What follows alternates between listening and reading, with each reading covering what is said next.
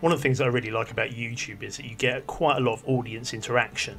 Unlike Facebook or Twitter, where you might get 2 or 3 people ever even seeing a post, on YouTube thousands of people can see it, and consequently I get lots and lots of comments and questions on my videos.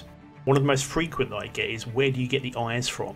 So I thought it might be useful just to make a quick video to show where I actually get the eyes from.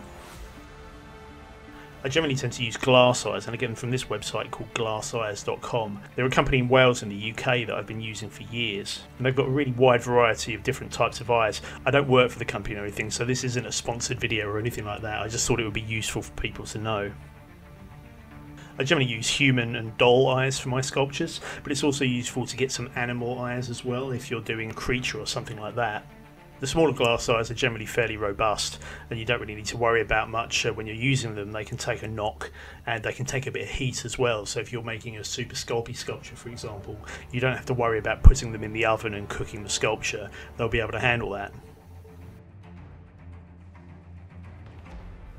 Some of the larger ones are actually blown glass, which means they're quite delicate, and if you're not careful you can sometimes stick a sculpting tool straight through it when you're working on your sculpture. One way to get around that is actually to backfill the eyes with resin, and that will make them a little bit more solid and able to stand up to a bit of punishment. The smaller you go in scale, the more difficult it is to find glass eyes of the correct size, so I often find myself using beads or ball bearings instead.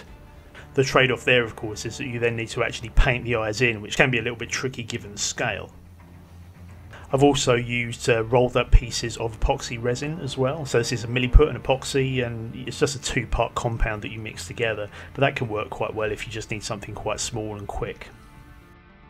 What I've also done is to make a makeshift mould and just simply use some plaster or resin to cast up some eyes quickly. Another option to consider is these, which are metal shaping tools.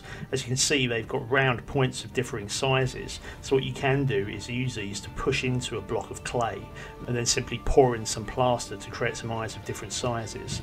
So that's another option as well.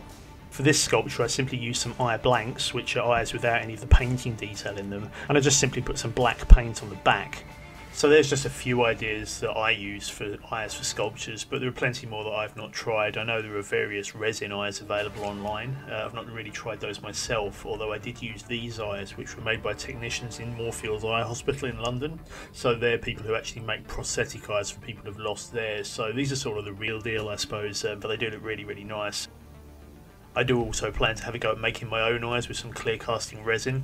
Not got around to doing that yet, but that's on the list. So there are lots of ways of doing this, but I hope this was useful. So thanks very much for watching, and I'll see you next time.